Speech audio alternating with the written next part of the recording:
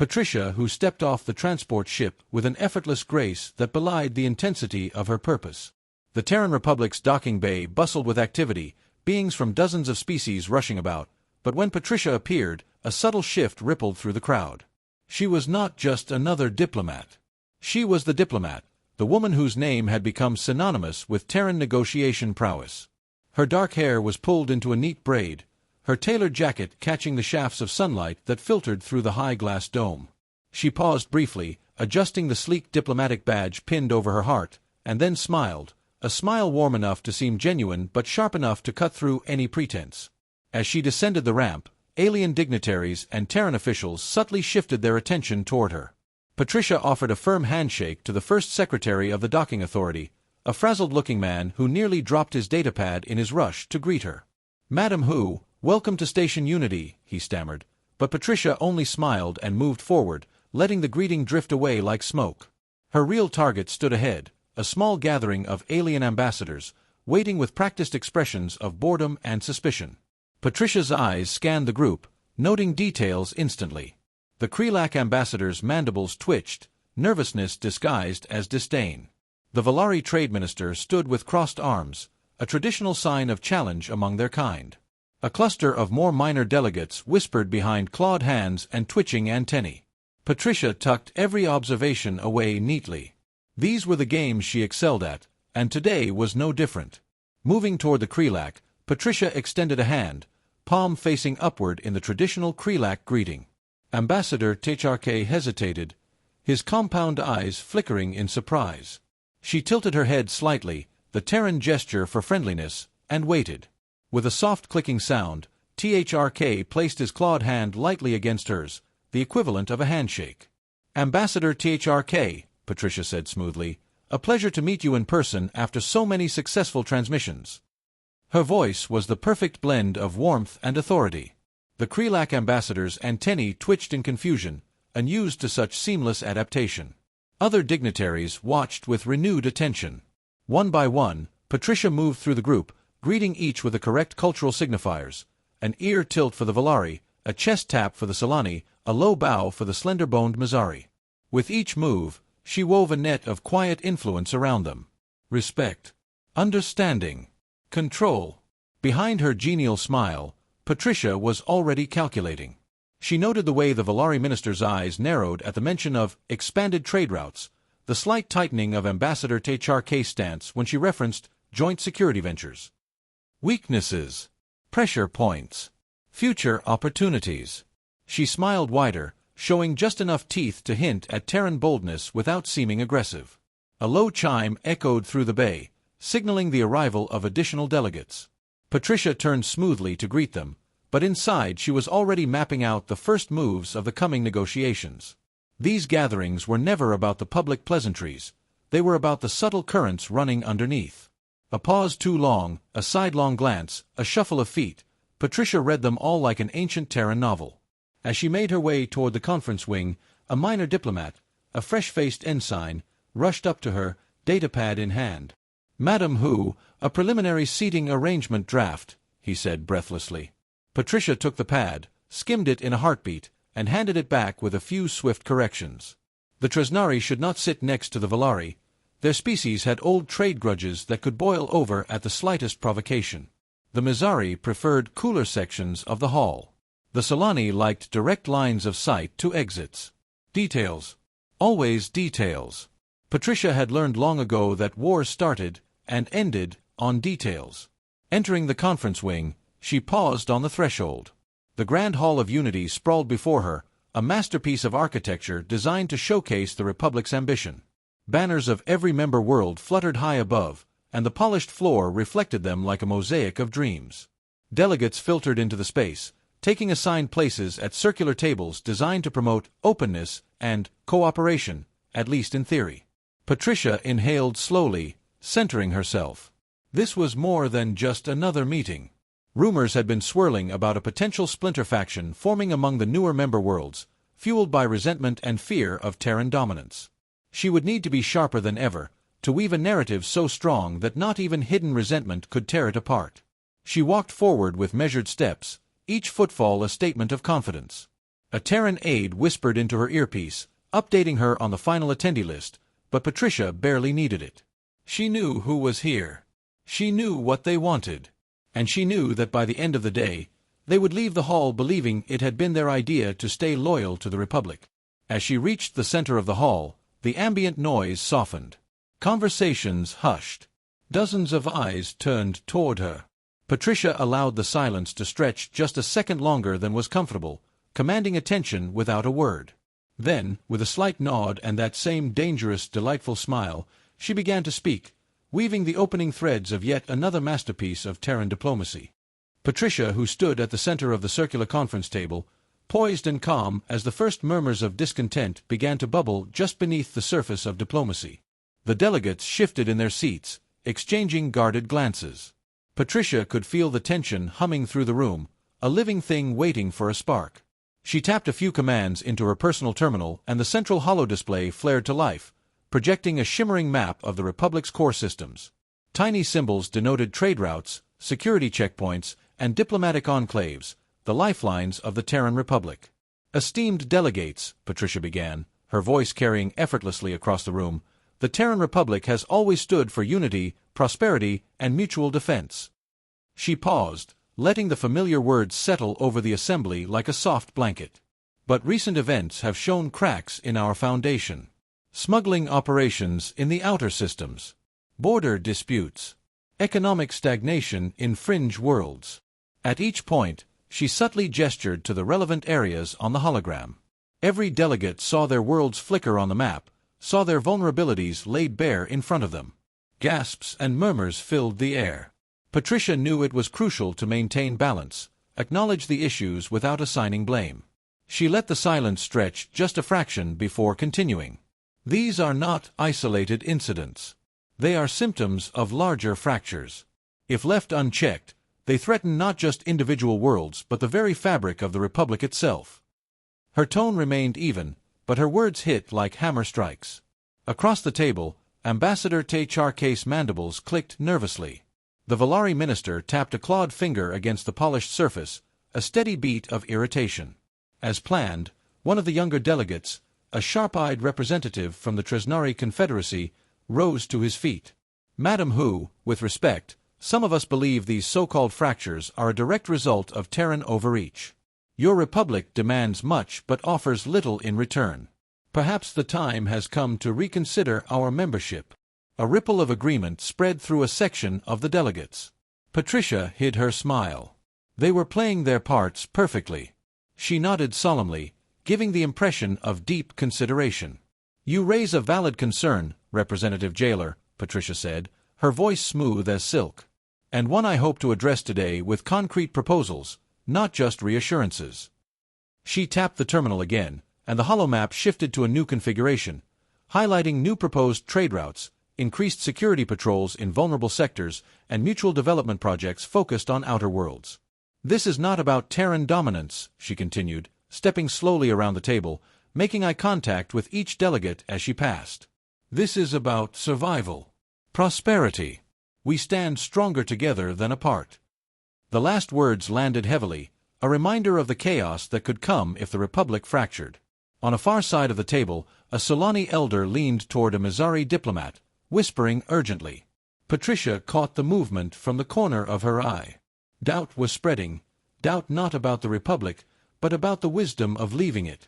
Still, she knew speeches alone would not be enough. Words needed weight. With a small gesture, she signaled the entry doors. 2 Terran aides wheeled in a secured case, its surface gleaming under the lights. Patricia keyed in a code and the case opened, revealing a series of gleaming data crystals. "These," she said, lifting one carefully, "are Terran strategic initiatives. Economic incentives, defensive pacts, cultural exchange programs. Not promises.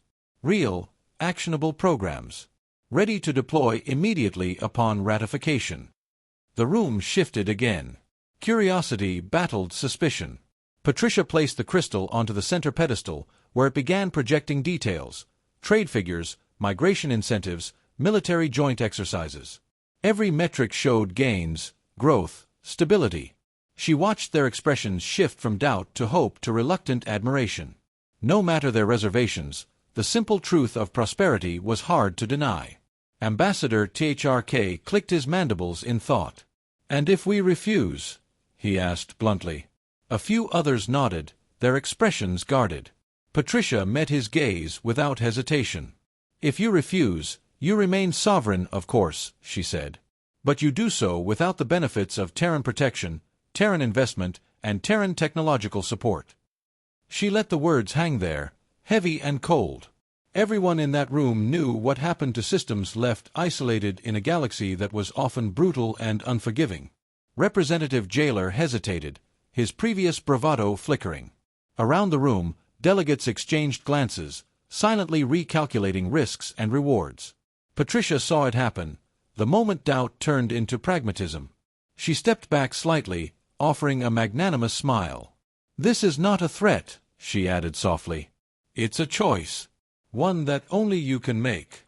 The Republic does not need to demand loyalty. Loyalty grows where trust and opportunity thrive." For a moment, the room held its breath. Then, slowly, the Mazzari diplomat leaned forward and pressed a single claw to the approval glyph on his terminal. The others watched, waited, and then, one by one, began to follow. Patricia exhaled quietly. The first barrier had been breached. The rest would fall in time. As the voting continued, Patricia turned slightly away from the table, her expression serene. In her earpiece, her chief aide whispered, "Phase 1 complete." Patricia allowed herself the faintest smile. Of course it was. This was the art of Terran diplomacy. This was her stage, and she was its undisputed master. Patricia, who adjusted the collar of her jacket as she entered the grand archives of the Terran Republic, a cathedral-like structure of glass and steel. Light from the setting sun streamed through the massive windows, casting long shadows across the polished floors.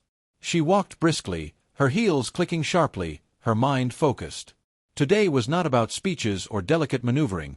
Today was about power, the quiet, undeniable power of information. Her contact, a wiry man named Elias Vorn, was waiting near one of the ancient data vaults. He gave a tight nod as she approached, his fingers tapping an anxious rhythm against the edge of a holopad.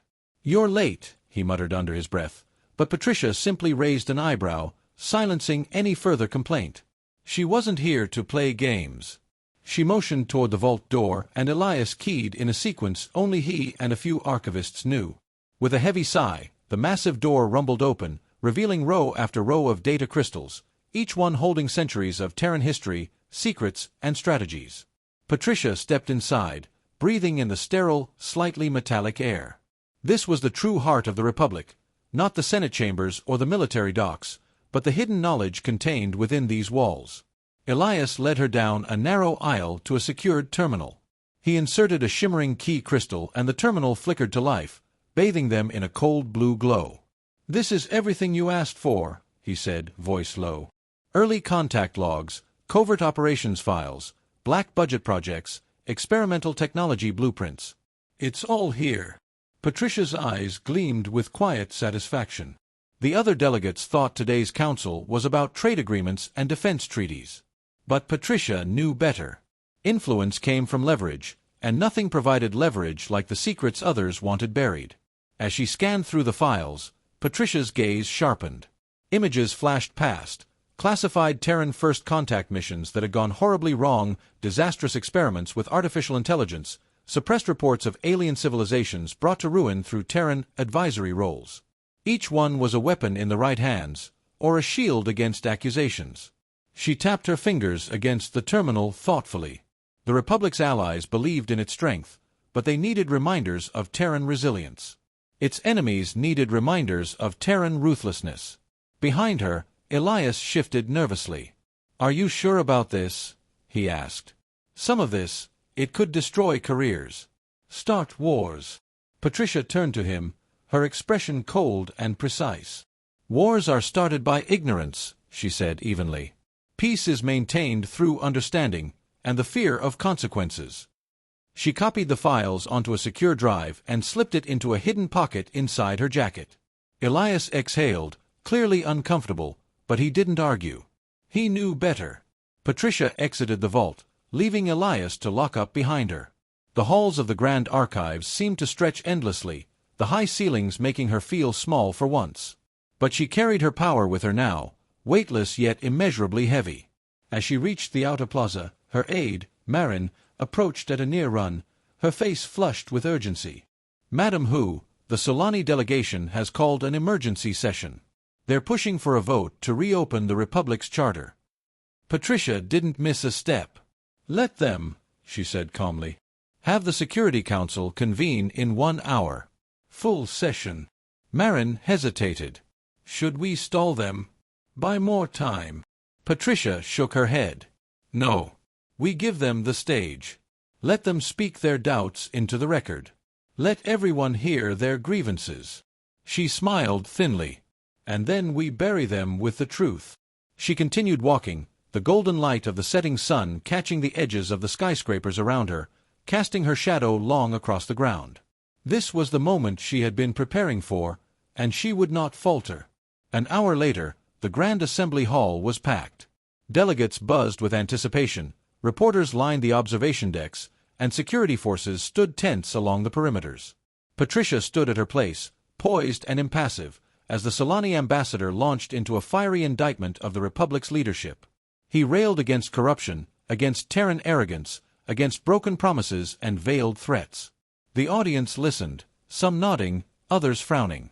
Patricia let it unfold, her face a mask of patience. When the ambassador finally finished, a hush fell over the chamber. All eyes turned to Patricia. She stepped forward slowly, pulling the secure drive from her pocket. With a subtle motion, she inserted it into the Assembly's central terminal. The holoscreen flickered, and then the secrets began to pour out, selectively, surgically.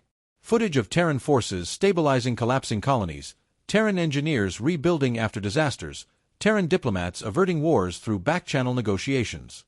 Not lies, but carefully curated truths. Enough to remind the Assembly of Terran sacrifice, Terran strength, Terran indispensability. She spoke only after the final image faded. "The Terran Republic is not perfect," Patricia said, her voice steady. "But we do not hide from our responsibilities. We carry the weight of peace on our shoulders, and we will not abandon it lightly.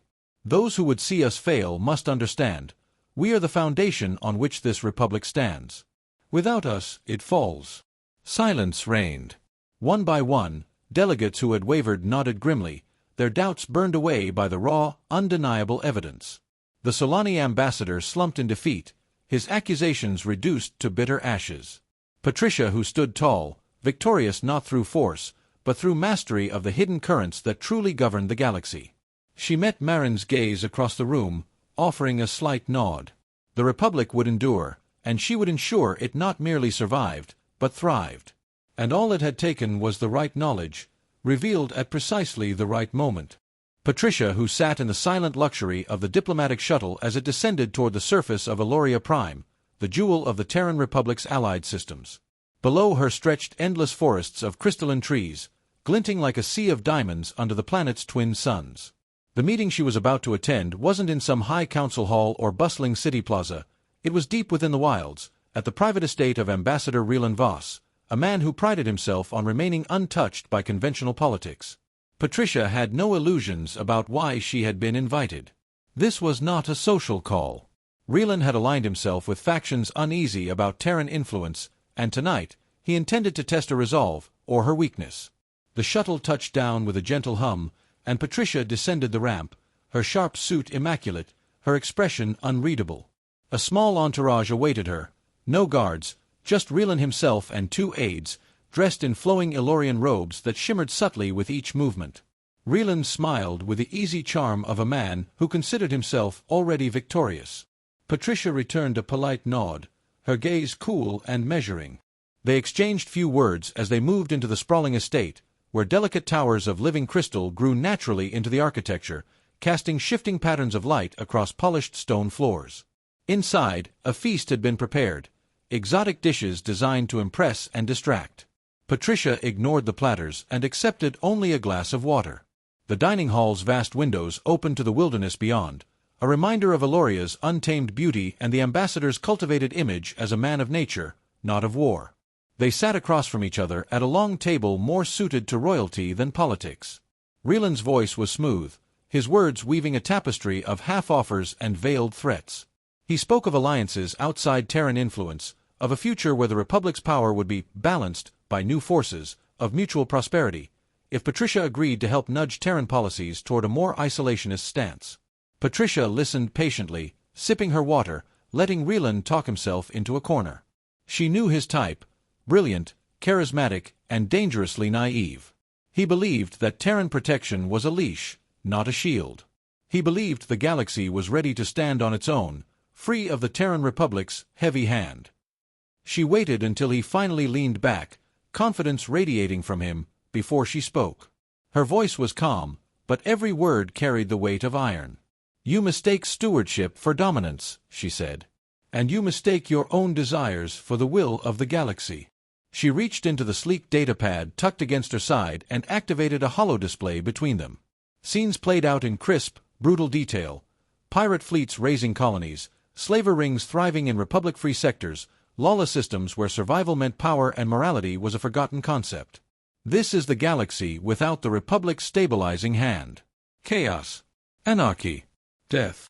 Rieland's smile faltered, but he masked it quickly, leaning forward. "Those are isolated incidents.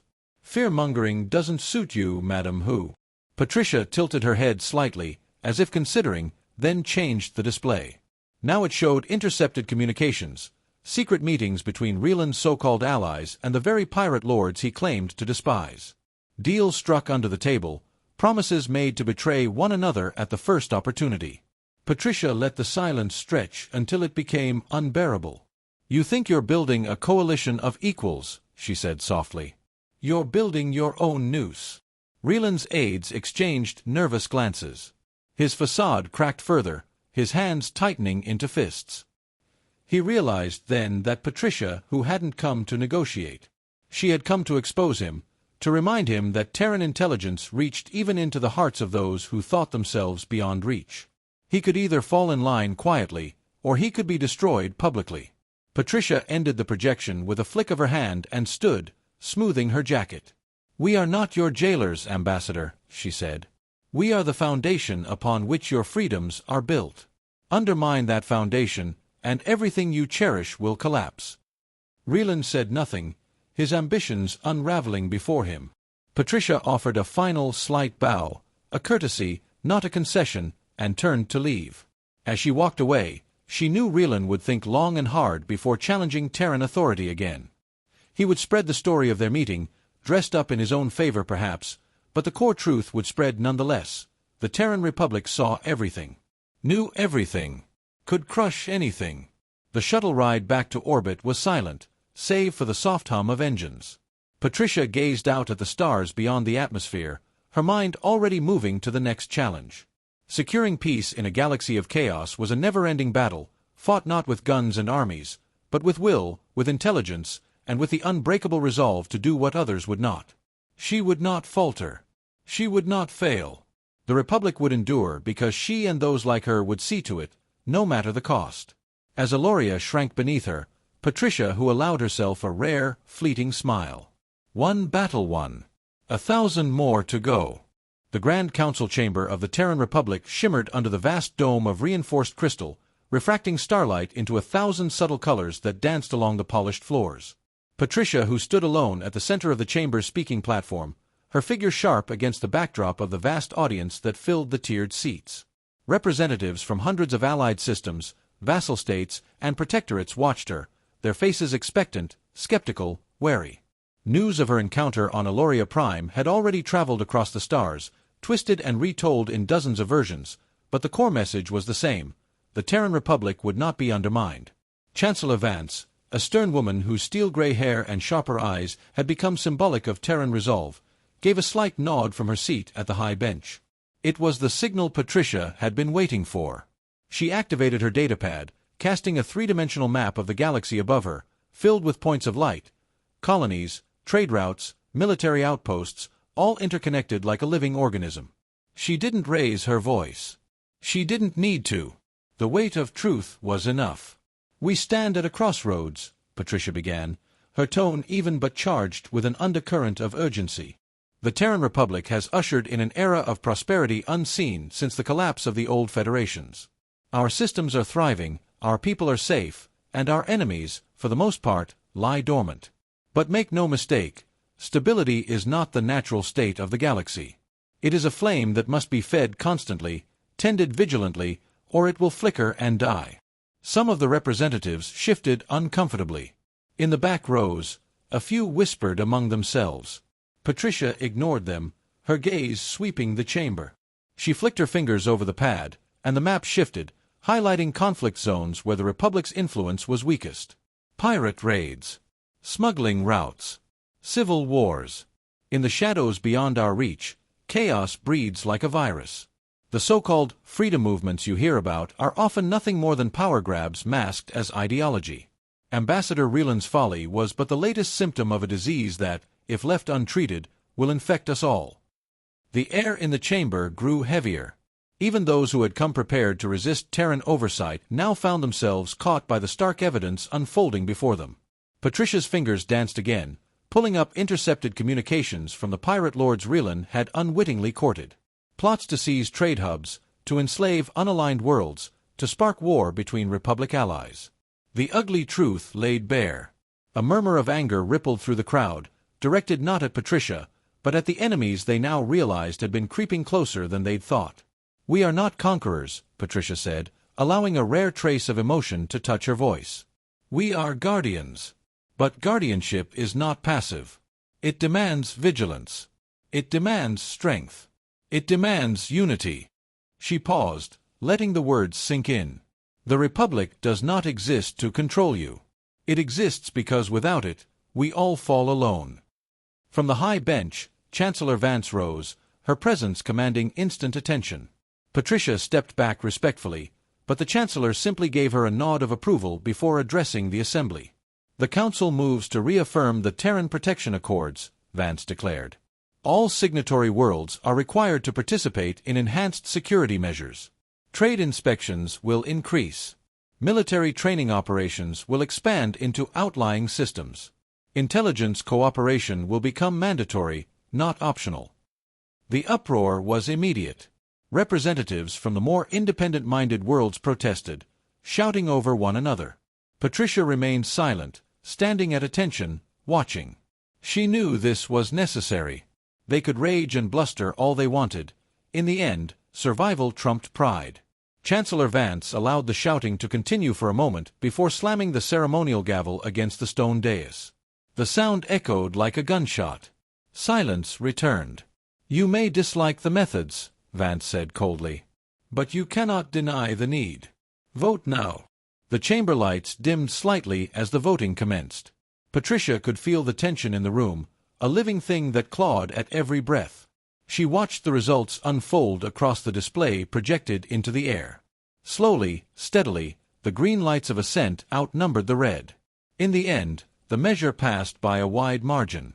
Some voted from fear, others from conviction, but it did not matter. The Republic would endure. As the session adjourned and the representatives began to file out, Patricia allowed herself a small sigh of relief. It had been a hard-fought battle, one waged not with ships or soldiers, but with words and willpower. In the halls of power, she had secured another victory for the stability of the galaxy. Yet she knew it was only a temporary reprieve. The forces of chaos would adapt, would find new champions and new schemes. But Patricia, who would be ready? She would always be ready. Later, aboard her personal shuttle returning to Earth, Patricia stood at the viewport, watching the stars stretch into infinite lines as the ship jumped to faster-than-light speed. Somewhere out there, the next threat was already taking shape. But for tonight, at least, the galaxy slept a little safer under the watchful eyes of the Terran Republic, and its most formidable defender.